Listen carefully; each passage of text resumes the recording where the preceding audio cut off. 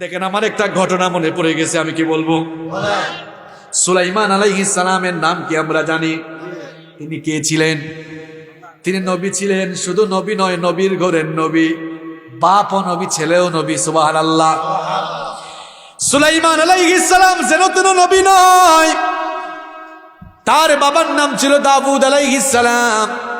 দাউদ আলাইহিস সালামের রেখে যাওয়া সিংহাসনে তিনি মাত্র 13 বছরে সিংহাসনে আরোহণ করেছিলেন। সুবহানাল্লাহ। মাত্র 13 বছর বয়সে সিংহাসনে আরোহণ করে গোটা দুনিয়া এমনকি জিনদেরকেও তিনি শাসন করেছেন। পিপিলিকার ভাষা বুঝতেন, পিপিলিকার ভাষা বুঝতেন, পাখির ভাষা বুঝতেন। এই মুজিজা তাকে দান করেছিলেন কে? সাইয়েদনা সুলাইমান আলাইহিস সালাম। তিনি তার মন্ত্রীর সাথে বসে আছেন। এমন সময় মালাকুল মউত মানুষের বেশ ধরে সাইয়েদনা সুলাইমান আলাইহিস সালামের সঙ্গে এসে সাক্ষাৎ করলেন।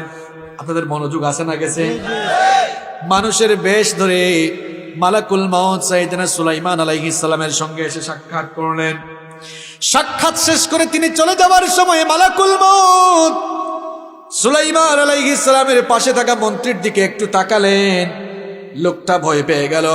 মালাকুল মউত চলে যাওয়ার পর মন্ত্রী বলল, ওগো আল্লাহর নবী সুলাইমান, এই মুহূর্তে আপনার কাছে যিনি আসলেন এই লোকটাকে তো চিনি না, জীবনে কোনোদিন দেখি নাই। লোকটার পরিচয় কি? সাইয়েদনা সুলাইমান আলাইহিস সালাম তখন বললেন, ও আমার মন্ত্রী শোনো, উনি দুনিয়ার সাধারণ কোনো মানুষ নন।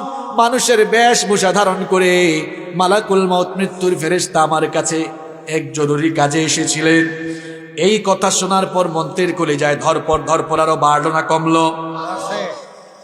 মন্ত্রী তখন বলল, ওগো আল্লাহর নবী সুলাইমান, লোকটা যাওয়ার সময় আমার দিকে এমন ভাবে তাকিয়েছে, এই জন্য আমি এমন ভয় পেয়েছি। তাকানো দেখে আমার কলিজাটা কেঁপে উঠেছে। আমার বাবারা, আমার ভাইরা, যদি আপনারা কারো মৃত্যুর অবস্থা দেখে থাকেন, দেখবেন মানুষ মরার আগে কেমনে তাকায়। মালাকুল মউতকে একবার দেখার পরেই কিন্তু মানুষের খবর হয়ে যায়।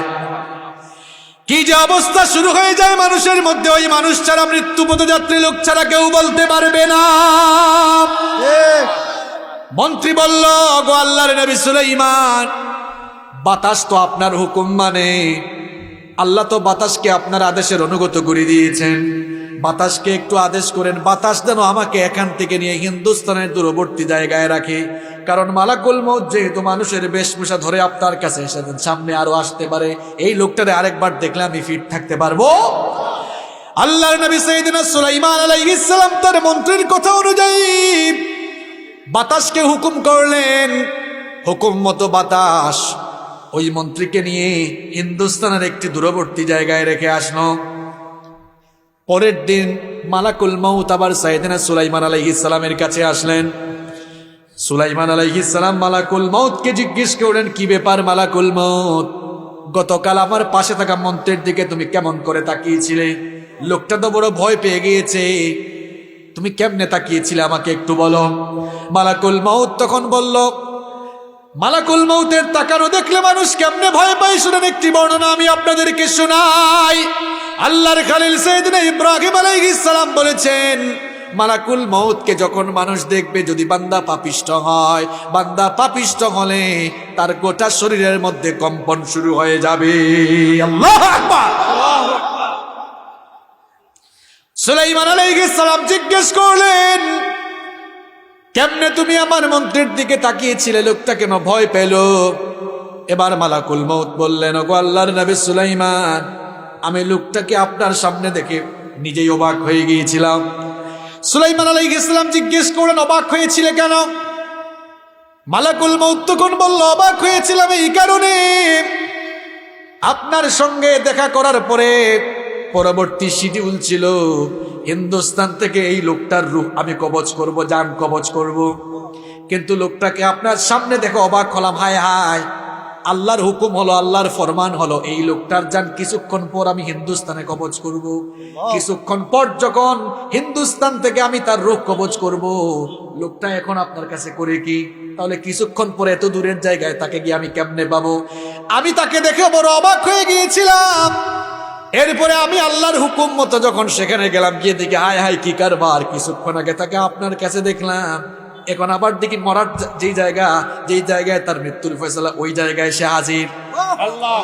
সুলাইমান আলাইহিস সালাম তখন বললেন, ওগো মালাকুল মউত শোনো, আমার এই মন্ত্রী মৃত্যু থেকে বাঁচার জন্য, তোমার হাত থেকে বাঁচার জন্য হিন্দুস্তানে পালিয়ে গেল, কিন্তু দেখো হিন্দুস্তান পর্যন্ত পালিয়ে গিয়েও লাভ হলো না, মৃত্যুর হাত থেকে সে রেহাই পেল না।